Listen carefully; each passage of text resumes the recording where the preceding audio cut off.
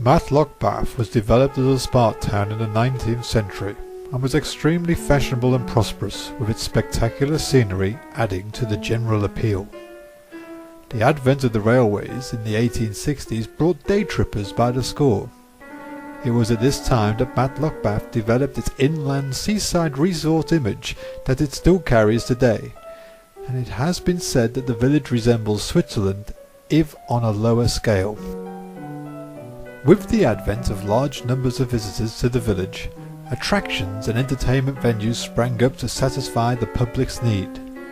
Interestingly, the Grand Pavilion that we know today was not the first building in Matlock Bath to carry the name Pavilion. We see in this picture here the first Matlock Bath Pavilion, a grand and ambitious building sitting above the Royal Hotel. Sadly, neither of these buildings still exist, but if you ever take your children on a trip around Gulliver's theme park, you might see some signs of the original Pavilion building that was there before it. We can see from the following photographs of the fish pond area of Matlock Bath, a time before the Grand Pavilion was built, and looking back down into the heart of the village and up to the heights of Abraham.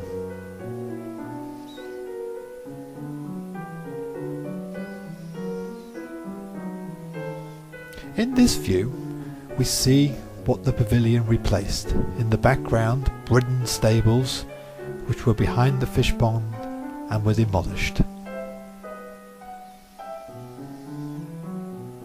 This is the earliest known photograph of the Grand Pavilion, and as you can see, little has changed in its appearance. Here we see a pre-World War I photograph of the pavilion, and you can see the old Royal Hotel to the right of the picture, today the public car park below Gulliver's Kingdom. The pavilion was first opened to the public before building was completed on the 30th of July 1910. The first attraction on offer was roller skating on the ground floor, where the Mining Museum is currently located. This proved a great success for locals, day trippers and upper crust guests at the Royal Hotel, including the Duke of Rutland's daughters and the Marquis of Granby. The estimated cost without land of the pavilion was £11,000. The main architect of the building was a local man, John Nuttall, whose other work included the laying out of 2 fields in Matlock, Hallsley Park, which were opened in time for the 1911 coronation. The many attractions of Matlock Bath drew people in from miles around, either by train or, as we see here with the pavilion in the background, by bus. Later, cars became more prominent, followed by motorbikes, and still the village is a mecca for the country's bikers. This is an early photograph of the main room upstairs looking to the stage. It has the biggest capacity of any event venue for miles around. Building started on the 3rd of January 1910, the main contractor being Ford & Sons of Derby. By the end of February, the building was already taking shape, and the local press described it as growing like a mushroom.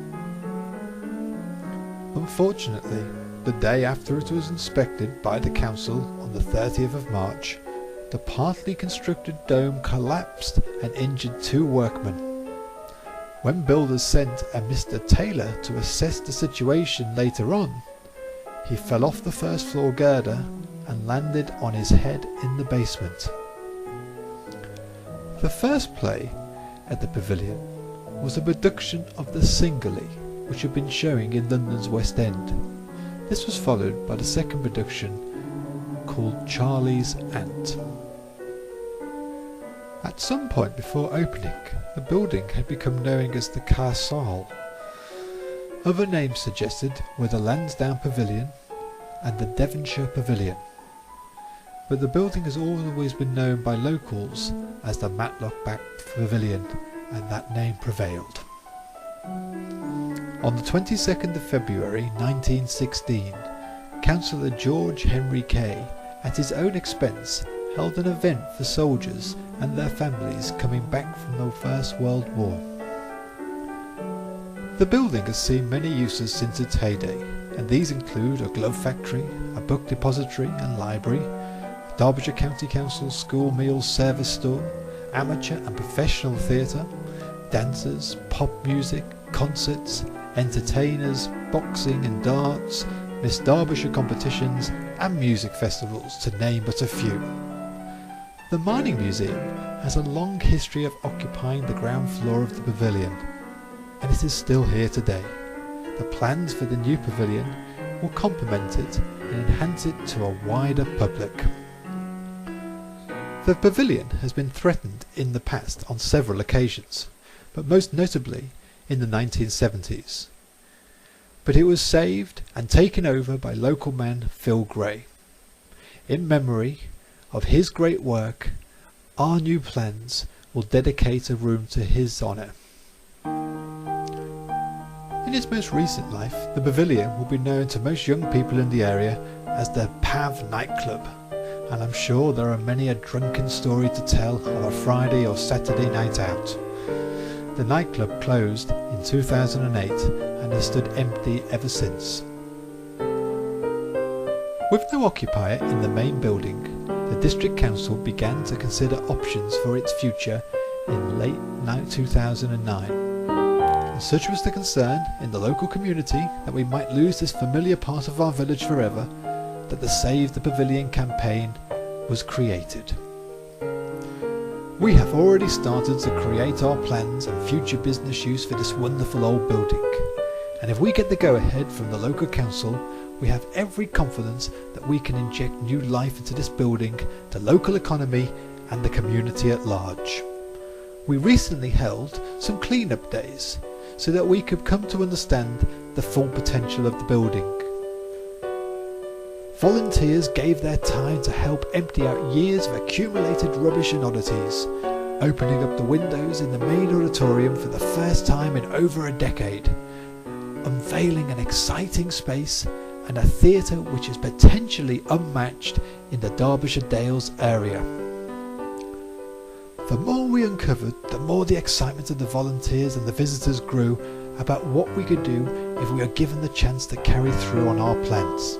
That excitement doubled when we started to unveil the layers of history and see the original charm and elegance that has attracted people over the years. This is shown here by the unveiling of the original features of the stage decor, almost completely intact. The torch has now been passed to us to save this iconic building and fasten it in the hearts and minds of the people who live here and come to this little seaside village not by the sea. In its 100th year, what better birthday present could we give it than to secure its future and restore it to its former glory and original purpose. Please help us save the pavilion.